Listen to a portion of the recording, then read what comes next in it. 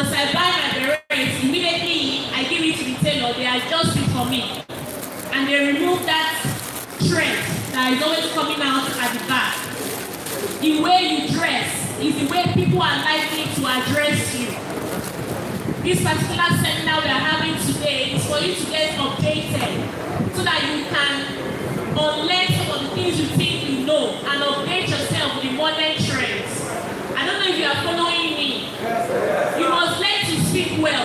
You must learn to have a very good diction. You must learn good manner of approach. You must learn how to talk to your fellow colleagues. I saw right there when I was sitting at the high table there, someone was here asking a question and every one of you wanted to eat him up. That is very terrible and very bad. Allow me to speak his jargons because it's not easy to stand and hold a mic. By the time we give you this mic and we tell you to speak, you will notice that you're not going to speak better than what he was even saying at that time. In the spirit of esprit de corps, when someone is before you and is speaking, whether he speaks well or he doesn't speak well, allow him to speak his mind, allow him to speak his thoughts, allow him to speak his jargons. At the end of the day, give the person a beautiful round of applause by encouraging that person. It's not for you to now come and together you bully that person. At the end of the day, you are trying to berate that person's that person's self-esteem. And the person will be having a low self-esteem. And don't forget, he's coming from among you, he's one of you. So what you have succeeded in doing is to belittle one of you, your personnel. So even when he's not saying the right thing, encourage that person by giving him a big round of applause. So I've talked about your beret, I've talked about your crest, the rope at the back.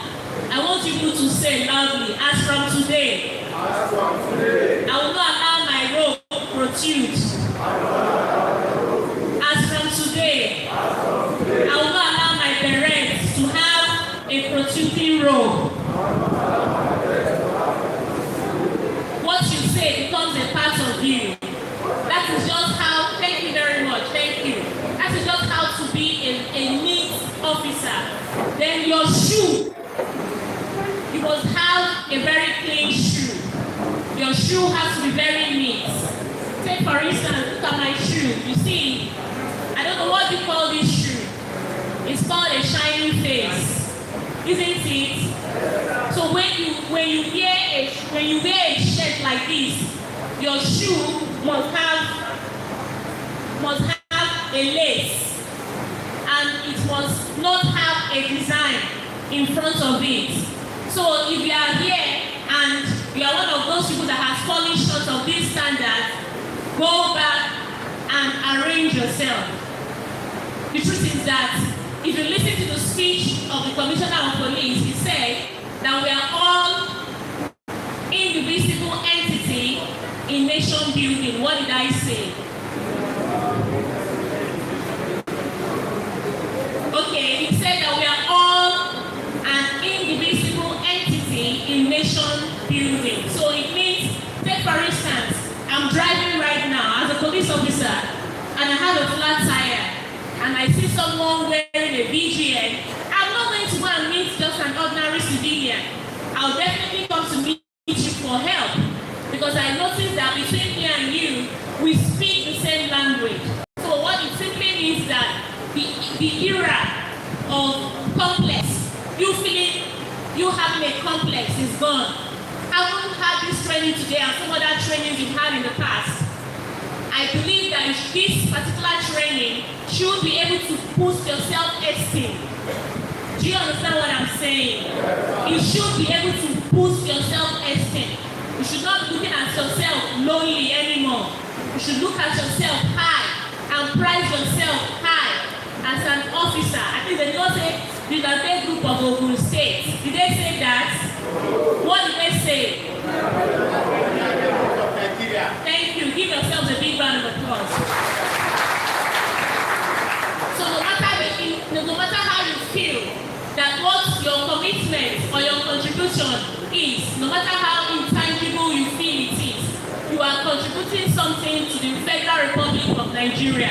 Yes or no? So that is why anytime you leave your home, every day, check yourself in the mirror. Don't just dress anyhow like you're still in secondary school. No, you are an officer of Nigeria because your name is the Vigilante Group of Nigeria.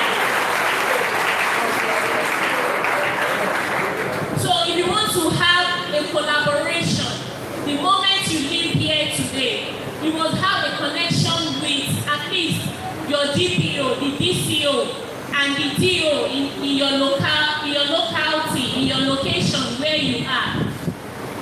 If you are here and you are living in a location and the DPO does not know you in person, you are making a very big mistake. And that is what we are trying to do. We are trying to crumble and crush that rivalry that is between sister agencies. In my mind, I know that I'm a police officer. In my mind, I also know that in nation building, that I cannot do this job all by myself. And I also need support, and I also need people who I call extended security agencies to assist me in doing this job. So because I understand that, when I see you, I understand the spirit of extreme call and the spirit of the same struggle in oneness. Do you understand what I'm saying? I wouldn't want to bore you so much. Or before we continue, I would like to call about 7 commanders to come to the front here. There is something I want us to demonstrate. You know, the previous facilitators have told you, they've talked about beat management. The SCG here has told you that when you have a suspect, you profile that suspect by taking the suspect's name, taking the vital details, then you hand over the suspect to the police. Were you here when we said that? So we are going to practicalize and demonstrate that right now. Can I have like 6 or 7 commanders come in front of me here so I can practicalize what I want us to do now? I don't want to start picking you. But can we have like 7 to 8 commanders come in front? I wish I could speak very good Yoruba. I've said it in Yoruba, but I don't know how to say it in Yoruba. I can only say it in English. So let me have 8 commanders come here. Let us do these practicals. Louder.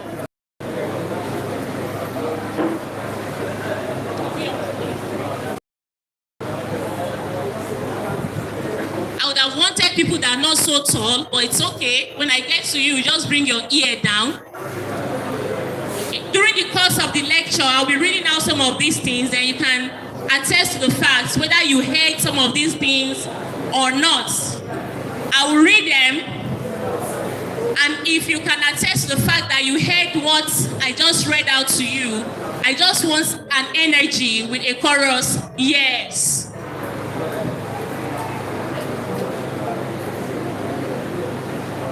Okay, so that it can be, there's what we call the gender inclusivity. Please, if you are here, let us have gender balance. Can we have the women that are not commanders come and join us here?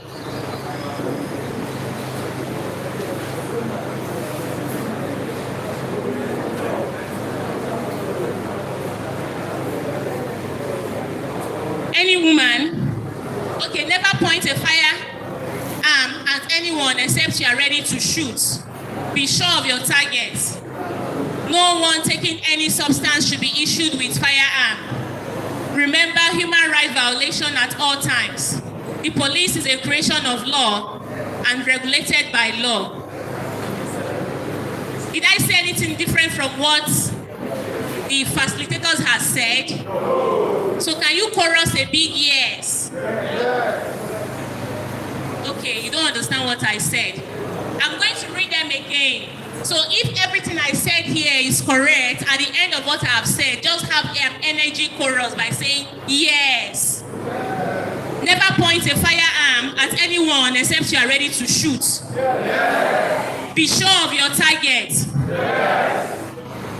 No one taking substance should be issued with a firearm. Yes. Remember human rights violation at all times. Yes. The police is a creation of law and regulated by law. Yes. Thank you. Please give yourselves a big round of applause.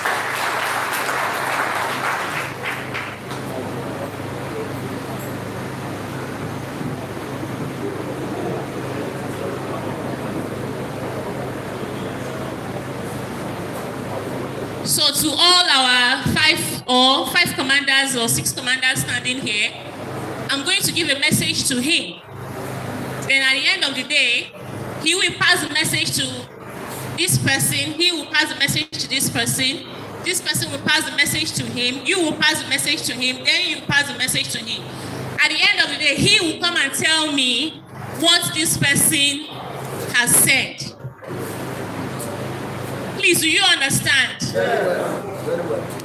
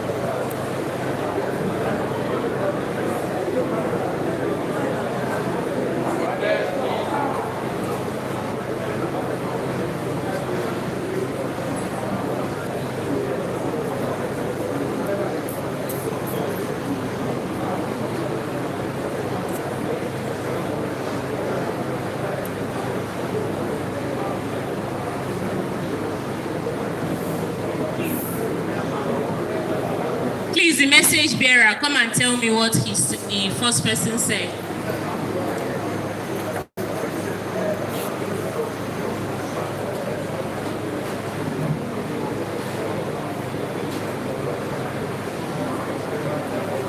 Please give them. Wow, it's great. Give them a big round of applause. Please give them a big round of applause.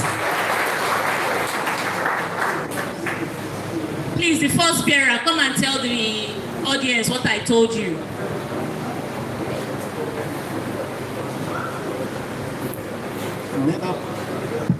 Never point a firearms except you are ready to shoot. Please give him a big round of applause. Take your seats. Please give them a big round of applause as they take their seats. Please, commanders, go back to your seats. Thank you very much. Now, the first person said, never point a firearm at anyone except you are ready to shoot. But the last person came and told me and said, never point a gun at anyone except you are ready to shoot. The idea is there. Please clap for yourselves. At least the idea is there.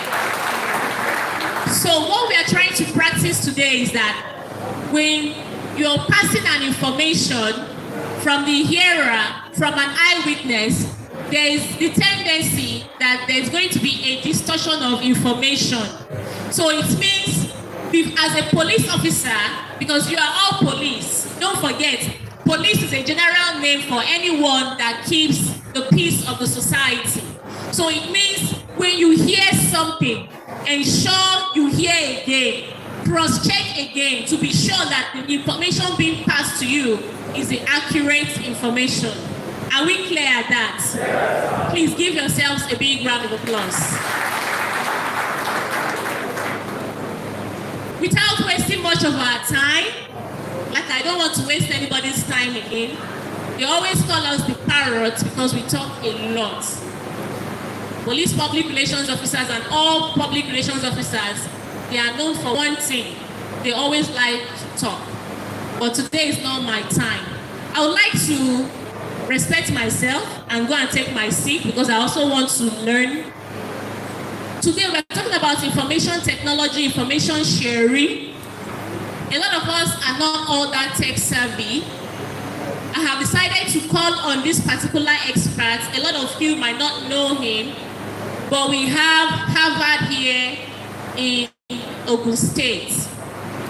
I'm sure by the time you finish listening to him, you'll be changing your mind. A lot of you might want to go for a course in cybersecurity or information technology.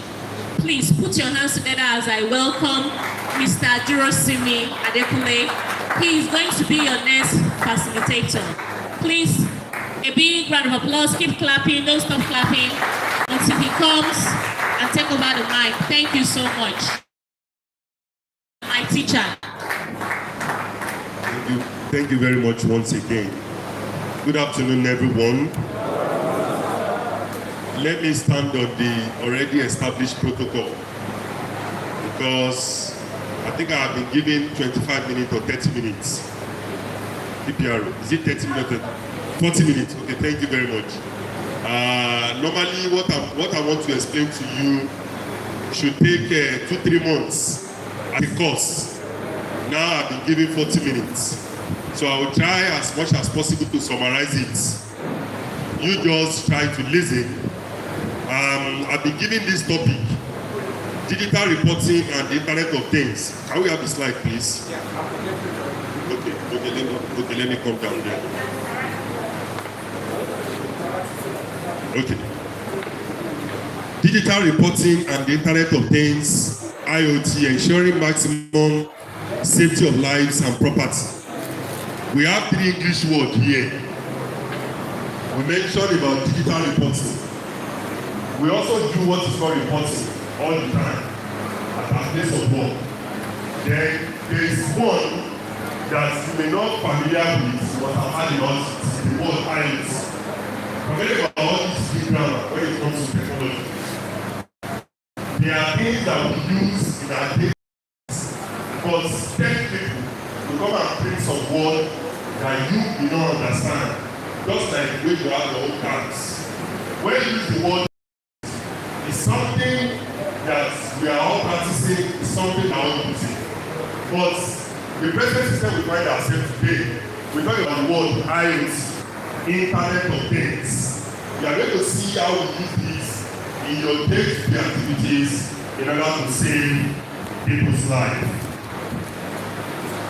Over sorry, lónìí àwọn akọ́ ẹ̀kọ́ bá ṣe lè lo fóònù àti ẹ̀rọ íńtánẹ́ẹ̀tì láti dáàbò ìgbésí ayé àti ohun ìní. I'm going to marry together because sometimes when you hear something in your own language, the majority of us here we understand Yoruba. We have some that they may not understand very well. But this Yoruba land, I also use this to I can remember when I was discussing ICT on radio and TV in the last 15-20 years. In the last 2 weeks, I've done more than 15 reports on radio about this new curriculum for secondary school, which is a series of radio stations in Lagos State. But you know, sometimes some people will call and say all this in Yoruba. That's why I discuss a bit of it in Yoruba in Lagos TV. I will have been there today for somebody there because of this program 1:30 to 2 p.m. Ayélujára, where we speak the language itself. So today I will be doing this explanation also using the language, which is Yoruba. Now, like I said, digital reporting. You report. You have different means of reporting. An officer is writing about a report of incident that happened in Ogun. He's sending it to headquarters. Reporting. It's the same thing. You write through letter, you send through phone. If you write through letter or you communicate, that is the normal report. But by the time you write a report and you are sending it via SMS, that's send the phone and quicker. You are sending it via mails. You are sending it via voice notes. That is simple as what is called digital reporting. You don't need to look for the grammar or the meaning elsewhere. The word digital, it simply means when you use technology to carry out things. Do you understand? That's the word. Don't let anybody come and teach you what computer science and you feel you don't understand it. I remember I have completed my master's before I know the meaning of what is called scanner. You know you have scanner in your office. During our days in NDHND PSC Masters class, they used to tell us, the day I got to know, I called my teacher back. That my teacher, I'm also lecturing, I'm also teaching today. All what you were explaining about what is called lexic analyzer, it is the scanner. When you use your phone to snap a picture and you send it, the principle they talk to us in computer science data structure. For all of us, you don't pay data structure. We find it difficult to understand. And that's why most students today, when people are complaining, we are not producing a graduate, government is not providing job. It's not as if government does not provide job. Between yesterday to this morning, somebody called me looking for at least 4 PSC holders.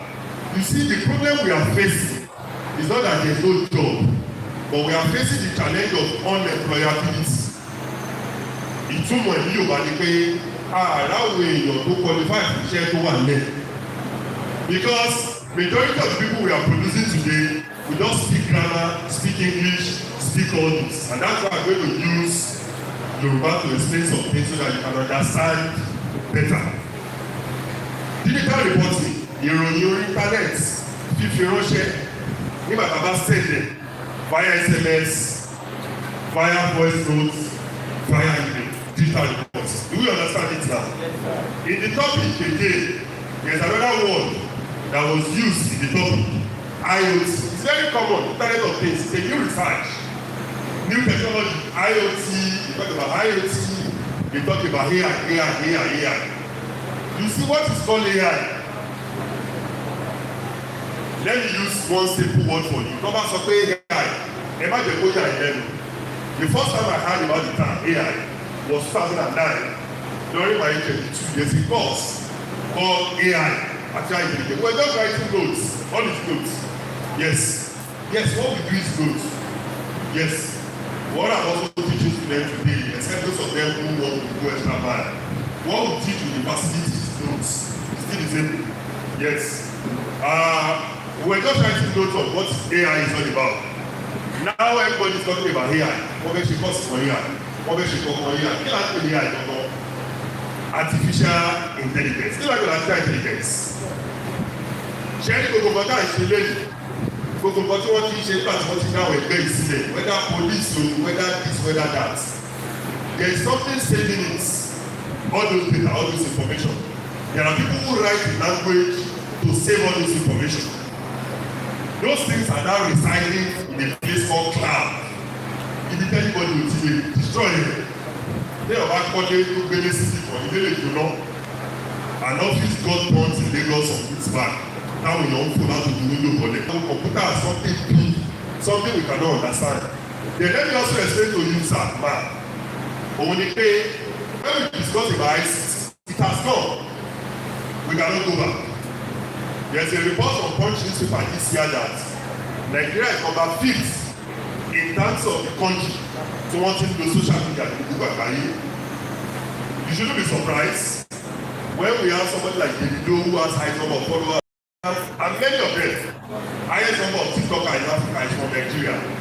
So, we will go and check out in month here we pay 42 million in Facebook in Nigeria.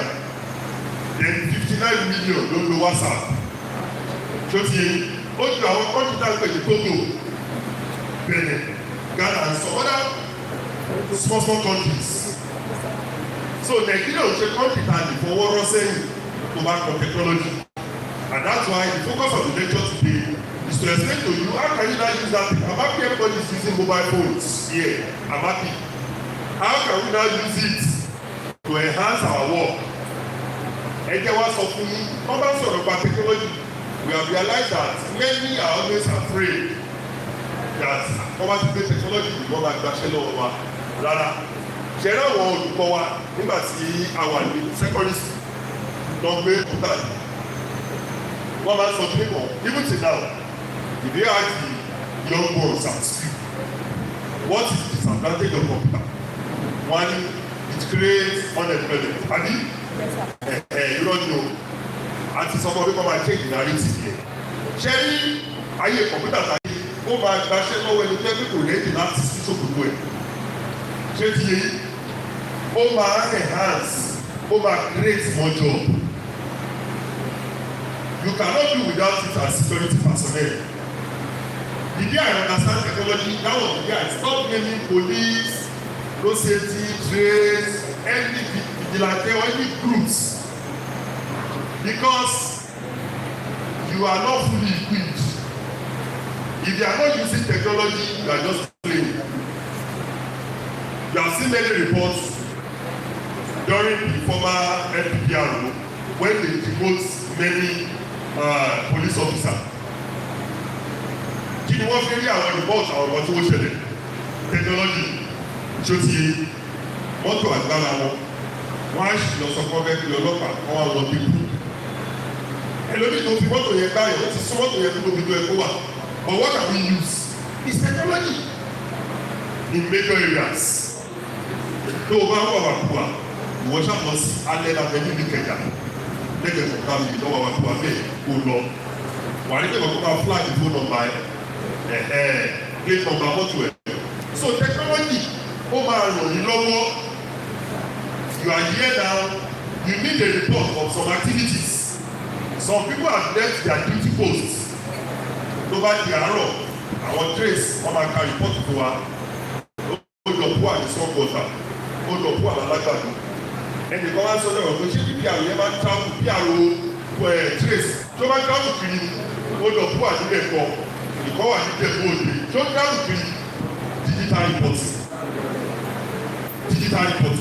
So how can we now use that digital reporting enhancing our work? Are you the type of person that until you see your oga, I have seen quite a number of people, they will say they are calling PPR, PPR is not to be called. You know the number of calls PPR people. If I did not put this my phone on WhatsApp, I would not be able to deliver this thing because I have almost 1,000 students that want to come. 1,000. 1,000, I get paid 130 seconds. They can't go 24 hours. They don't. How do you get that around? So we must.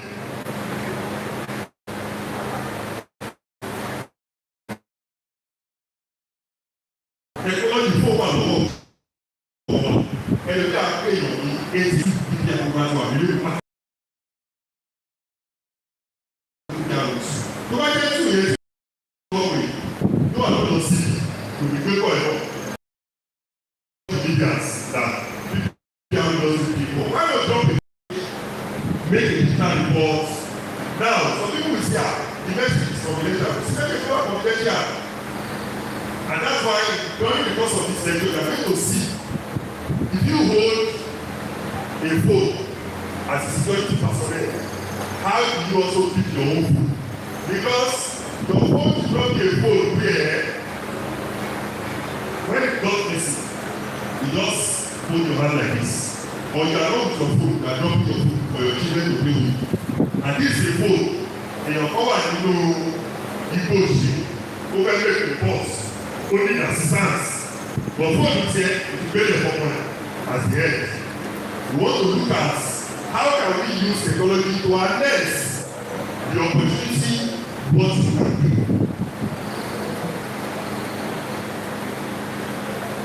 Now, in that topic, after digital reporting, we also mention what is called IoT. Then the last one is saving people's life. Is that not the mission? That's the mission of all the security personnel. Is to save people's life. I mean, so by combining digital reports, once digital reporting tools, IoT, automatic machine alerts, communities can quickly detect crime, call for help, protect people and property more effectively. Because somebody can go, cash a stop physically, knowledge is bad. And that's why tools dots can really help. Example of what is why IoT, like I said the other time, I said IoT, don't let anybody come and speak grammar for you. IoT is something you have access to. IoT is something you interact with day-to-day activities. Internet of things. You are here and I'll bring out my phone. There's a app that can unlock my car. When I'm doing that, that's the principle of IoT. When you use image, your hardware, this and hardware, something you can see, you can feel, you can touch. I mean, generate your money, software, wireless software, written instruction, hardware, physical, I mean, I'm trying to break it down so that you can understand. So when they use the word, after this lecture, and to my lecture, you come out and say there's something quiet and the person does not understand.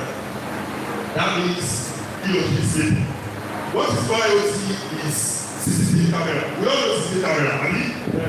And that's why I said the other time, tí ìjọba tí wọ́n bá pọ́ǹpì owó láti ẹ̀ka àti ṣe tó bá máa difficult láti achieve benefits.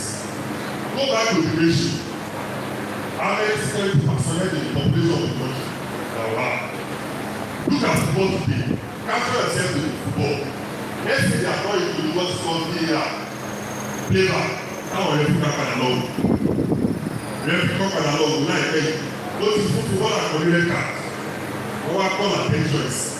Wọ́n ní kó padà lọ tú. Football àkọ́rí rẹ̀ kà. Kó wá padà lọ. Ó wá ní kó ti rẹ̀ kà. Wọ́n pe football àyẹ̀kọ́ wọlé. Let's say it's technology. Any technology has come to enhance and try to put things in order. Change of our technology, we can all call what is called illusion. But if there's technology, you cannot beat technology. Technology is there to report the instant information and tell us the truth. That's the only thing that can tell truth. And we are going to speak share like the mentor, we make it. But let's say that organization, they have embedded what is called IoT, the CCTV. In most of the company factories today, they are owned by those Indians. They don't sign a day.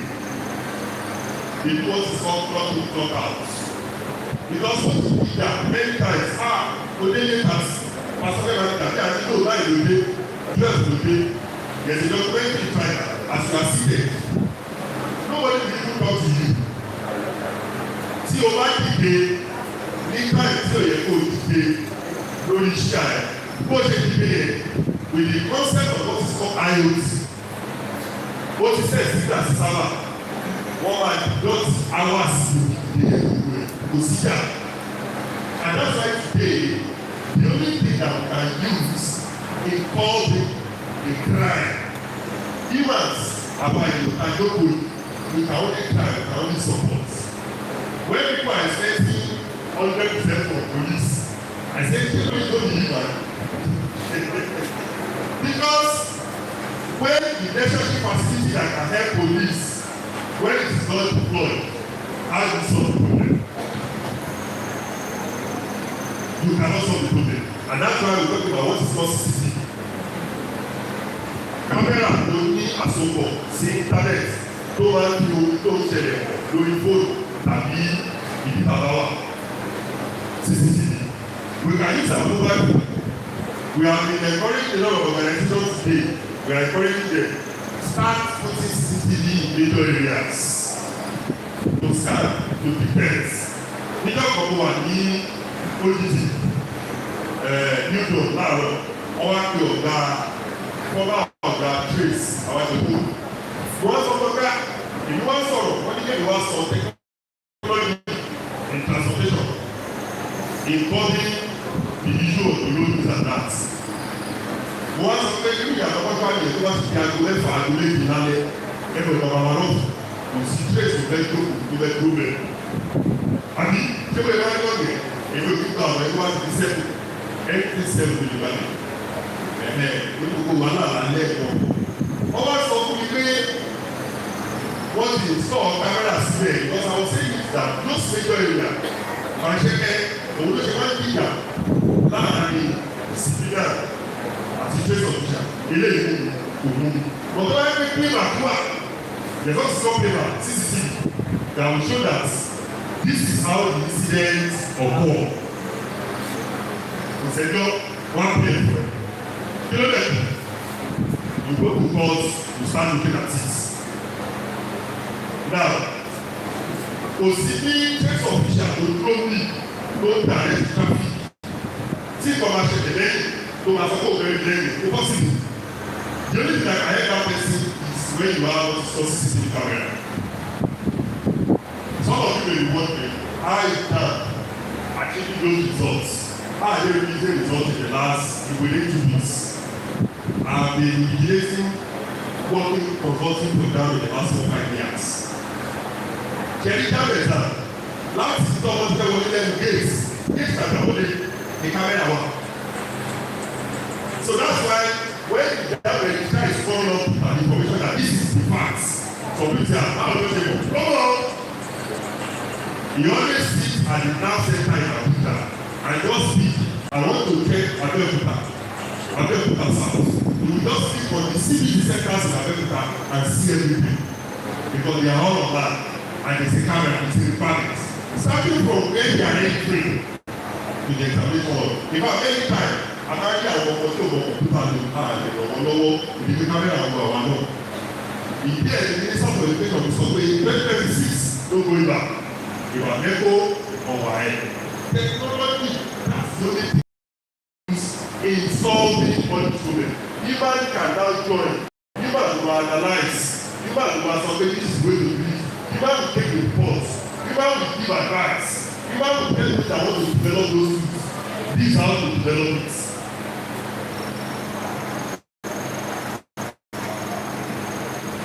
Motion sensor, alarm, we know this.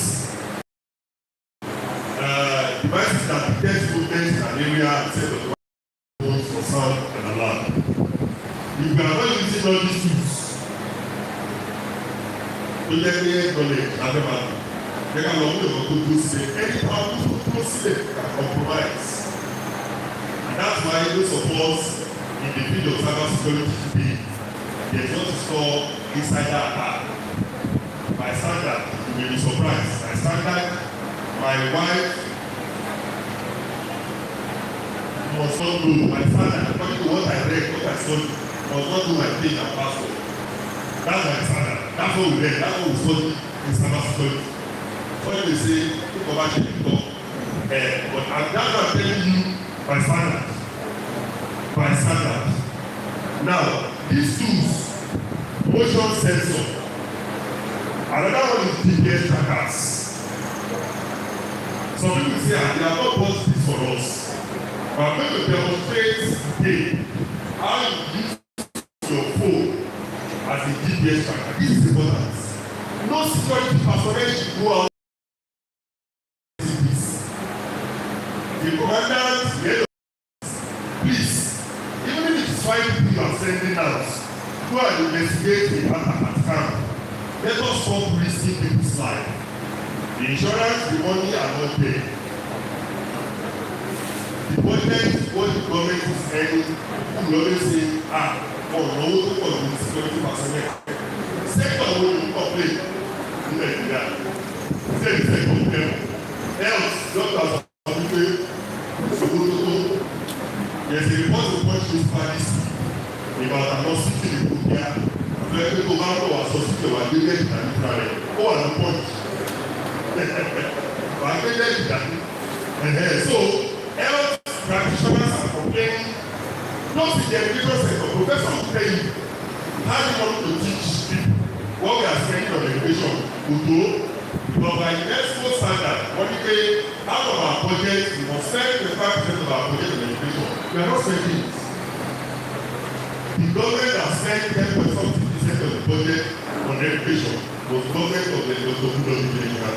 10 out of the 5%. And that's why you must ensure that your children, you engage them. So that you don't put all the blame on the teachers. So when you go to the security personnel, you go to all the sectors, everybody is saying they are not spending enough. We realize that, we know that. But the essence of this lecture is that how can we compromise? We are not spending much. Police has to work. All the security personnel they have to work. And how do we solve that problem? That's what I say. How do we solve that problem. And that is why the little tools that we have, I was addressing some teachers recently. They were saying, government did not provide laboratory for them, government did not provide this. And I said, your own mobile phone, YouTube, when you buy a data of 1,000 there, YouTube is free for you to use. Can you watch YouTube and learn more about the lecture? So that you can take the children better tomorrow. I don't care. That children is not careful. Out of the pilot law. Because of that, what I want to play. Because of the way don't care. And that's why the scientists are like that same ọmọ tó kọ dáadáa àti dr ọlá you go to justice and that's why you and I must contribute gbogbo mobile phone tó wà lọ́wọ́ wa how can we now use it some people say I cannot use my phone for the office work o it's not for the office work because the unit the commandant the head the whole government organization they have not bought phone for me let us desist from that attitude because you can use your phone as a GPS tracker. Have we been using it? No. We are not. Okay. I will demonstrate that. When it comes to tracking, do you understand? I will show you. It's a very simple thing. When you talk about tracking, it don't require you either use your Google Map or use your WhatsApp. We will focus on that. We will demonstrate that during the course of this thing. WhatsApp or Google Map. Very simple. Because I think I want to do our work. Káwọn bá sọ̀rọ̀ tó wà ní president ọdún Amẹ́ríkà tí Russia president máa ń lọ wọ́n máa fly drone lẹ́gbẹ̀ẹ́ àwọn onídìbà ó sì president tó fly lẹ́yìn Africa tí Putin bá ń lọ is the most powerful man of earth tó bá ń lọ drone kọ́ wà wáyé ó wà lẹ́gbẹ̀ẹ́ ó wà báyìí àwọn méjì wọ́n wà separate for surveillance maybe 6 drone àwọn òdìbò ẹ̀jẹ̀ ká lò wà bọ̀dá. So I'm not saying normally an organization will develop a software for you to go and report that is meant for you alone to report the activities. But why we are not doing that? Let us use WhatsApp and Google Map. If you travel last year, I went to about 7 African countries. When I got to France, I cannot speak French. I was using Chinese because I don't want to engage any translator. I didn't speak. Most people speak English, you don't speak. So what I do is to put my activity and Google translator. Good Lord, say you know what to do. If I can be done,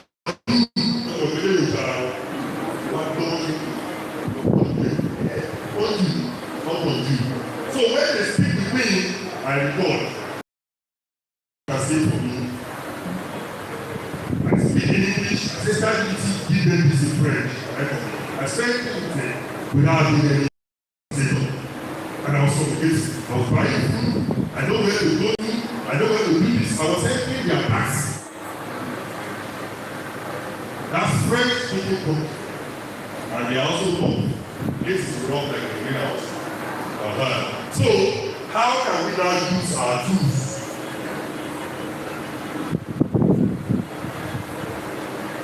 Smart smoke, fire detectors, devices that send smoke or fire and automatically alert the owner through a loud alarm or phone message.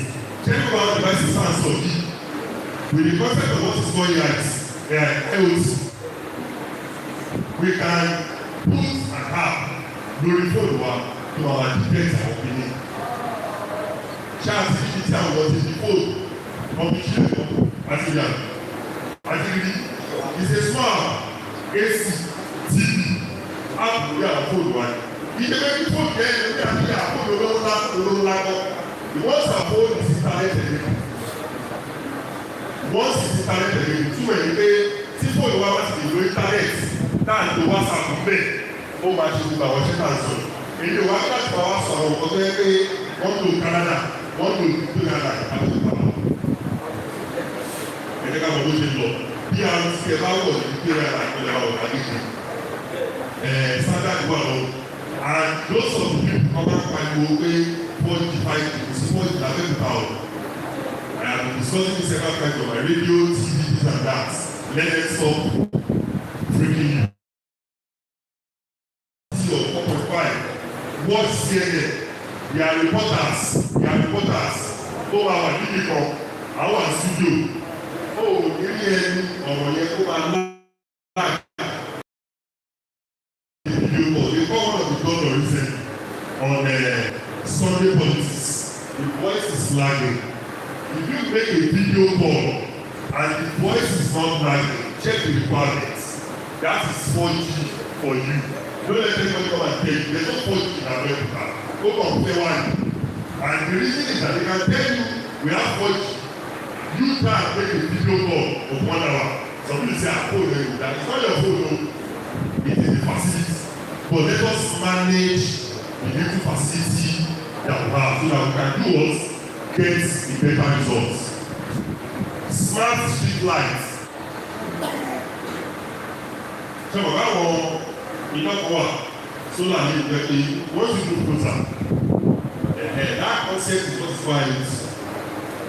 We have so many email-based recognition.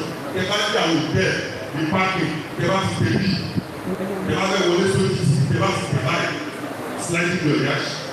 If I get anybody so from if that's what is called IOS. Very simple principle. Image based. The technology man law, what is the law of the body Ghana? Any go out for a process now which is like swap, come out for a moment. It must complete and correct. Maybe see to say. As you are complete, change understand. Now, nítorí pé àwọn traffic light náà lò 80s wọ́n ti ṣe wọ́n 70s tábàlù àwọn recent one is going to detect go máa scan the number of vehicles so and be go máa know when to put on the red when to put on green the principle behind it is just simple ions go máa scan the principle example ẹ̀ bá tẹ̀ ìtọ́ náà kí lè fílẹ̀ tó yẹ ṣí so kí lè bá detect the actually more than 30 cars níbí wa.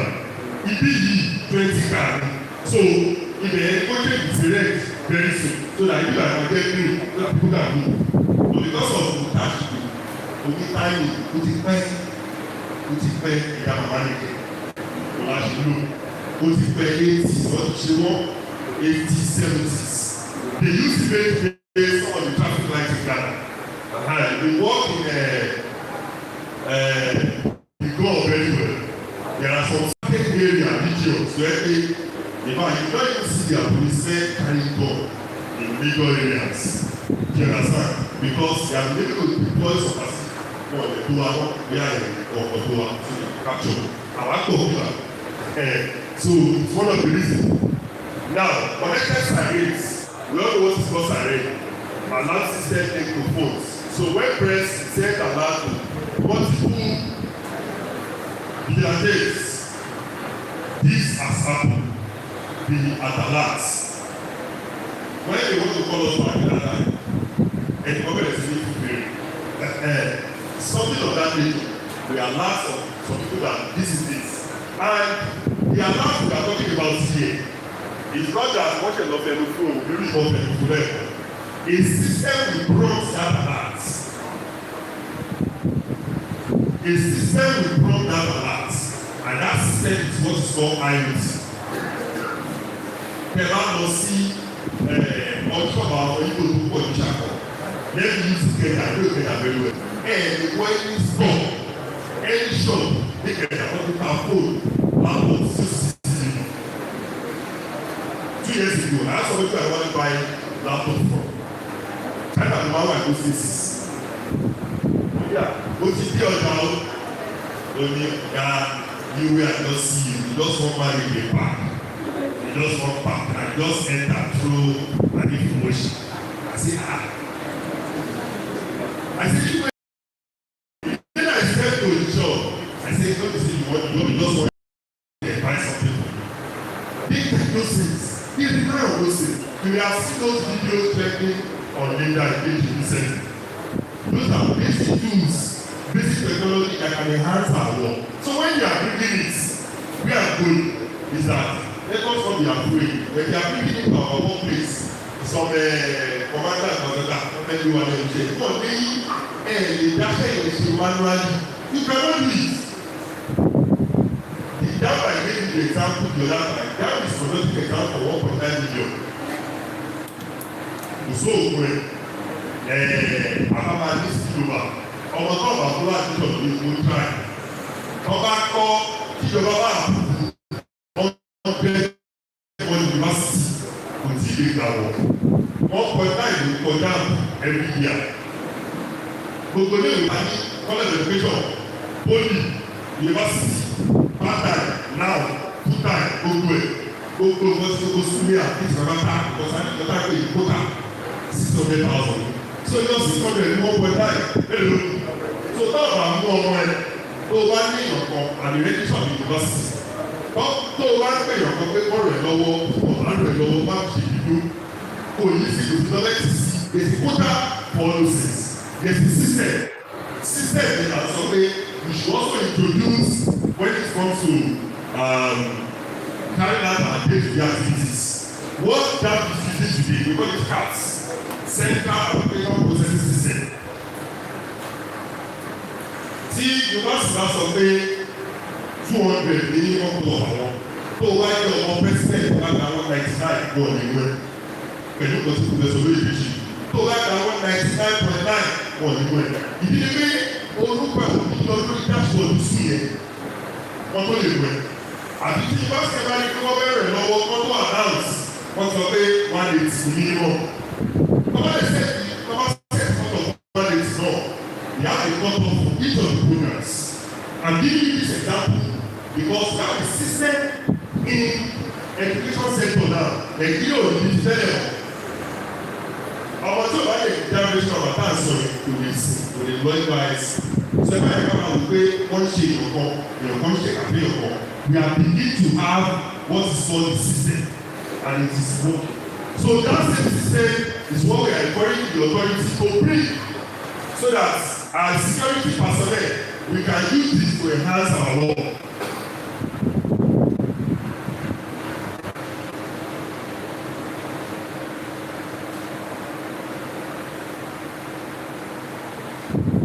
Digital reporting and diaries òun la ọkọ tí mo ti ṣàlàyé látẹ̀kọ́. I mentioned about CCTV camera CCTV kí o bá lè pè é motion sensor lab ẹ̀rọ àti yorùbá ìwọ̀n kí ló ń pè é mà àwọn tí ní ilẹ̀ wọ́n ti kọ́ sí bí kò ṣe fún mi ní túmọ̀ ẹ̀ mo ṣe gbé sílẹ̀ àti GPS tracker wọ́n ní ẹ̀rọ tó ń tọ́pa GPS ìlú àbá sọ pé lágbádá wà bí àbẹ̀lú wà bí ilé kan wà bí kan wà bí ọkọ̀ ọgbà tẹ́lẹ̀ tó máa travel. If you travel outside Nigeria, why is people relying on InDrive, Uber, and Taxify? Ilé tí wọ́n ṣe máa ń lo ordinary taxi never travel. Because of the fact that Uber to some debts are not reaching and not promoting them. But because of there is a map between two of you, they have got that system. You can share it. Immediately you bought when I was in DRC for those 3 weeks. Everywhere I'm going, I share my opinion to my people, to my wife, to my sister, everyone. You don't love you. If I pay, if I support them today, I shall attract you. Then my people just want to passport. I said, immigration card. Check this thing, monitor where I am, so that if it's required and report to the embassy, and the embassy, and this person, we are looking for this thing. So, go back and call you. That look, our concept has been IoT. Lórí wa báyìí ẹni kò sí pé kó máa wá sọ̀rọ̀ ìlú lálá kó máa pé internet of things wọ́n á pè internet of things yẹn. Ó lè dá láti sùn kí ni pé òun ló máa yẹ láti àwọn ọ̀gá ìjì basic tools táàdì máa lò. We talk about smartphone táàdì ló camera and we use camera of our phone. We are using good phone ẹni tó bá ní phone yìí tí wọ́n gbé dání tó bá tún ṣe wá sára ìṣe ẹni ìwọ́n lò lò. There are different apps called car scanner, adult scanner. ó wá fún aṣọ ẹ̀kọ́ ayé lẹ́gbẹ̀ẹ́ sí táwa fi ní ìjọba fẹ́ sí àdáyà. So that's why the focus of this lecture is to talk about the basic tools that we are using so that we can use that tools to enhance our work. Now, at the practical session, like I said, this type of thing ought to go for like 3 months. 3 months. But at the same time, we will try and do some practical steps.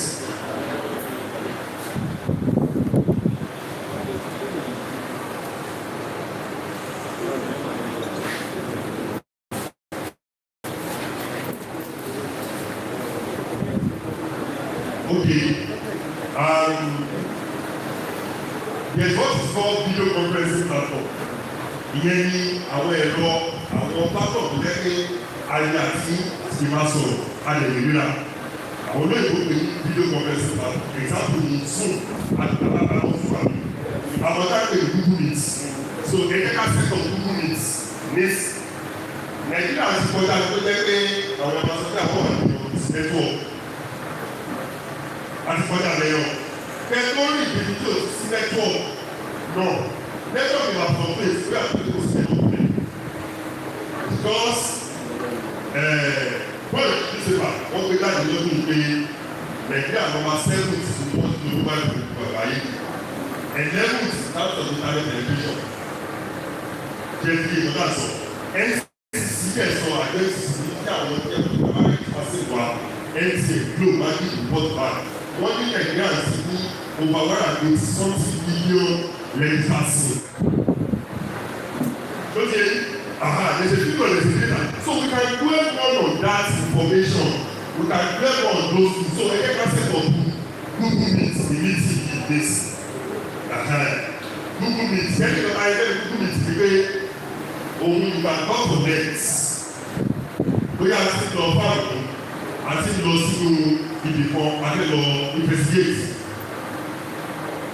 ọ̀gá wà níbì kan akẹ́kọ̀ọ́ lẹ́ka ọkọ̀ a lè lẹ́ kí wọ́n yà ọ̀gá tá a ṣe tó ṣe a lè lo ọ̀gá tá a pè ní WhatsApp call náà a lè lo ọ̀gá tá a pè ní WhatsApp video call náà but let us step it up because I realize that many of us can use what is called WhatsApp very well. Shall we create the group WhatsApp? That was it. Group. How much? Very good. So, everybody go.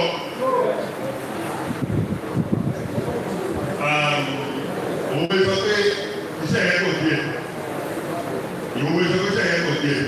Now, fún àwọn tí o lè create WhatsApp.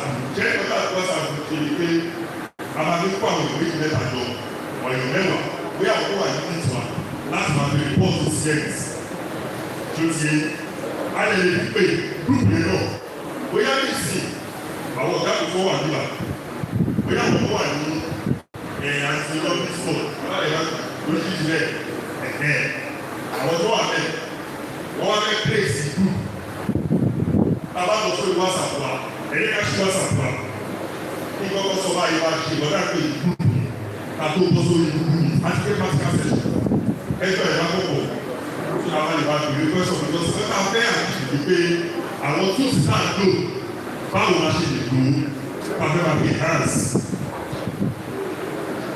So tábà ti ṣe WhatsApp kí o gbọ́dọ̀ ní WhatsApp ẹni o sì lè WhatsApp ní kó lọ́wọ́ ẹni o ṣe ẹ̀sìn lórí WhatsApp dé àbẹ́ ẹ̀sìn lórí WhatsApp rárá yìí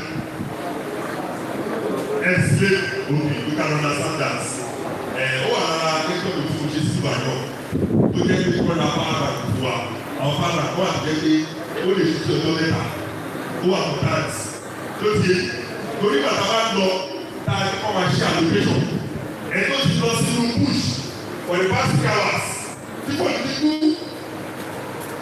báwo ni wọ́n ṣe allocation nǹkan tó dé wọ́n lè ṣe wá.